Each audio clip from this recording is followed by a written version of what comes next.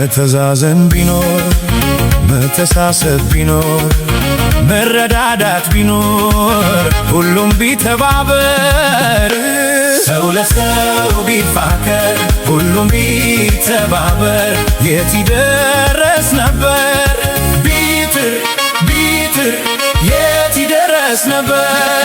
ሁሉም ቢፈቃቀር በመልካም መንፈሱ ክፋት መቀኝነት የትም በደረሱ መጣፋፋት ቢቀር በተንኮል በሐሜት ሁሉም ቢደጋገፍ በእውነተኛ ስሜት ሰው በሰው ባይገባ ባያጋጨን ነገር ሁሉም ቀና ቢያስብ ሁሉም ቢተባበር ማን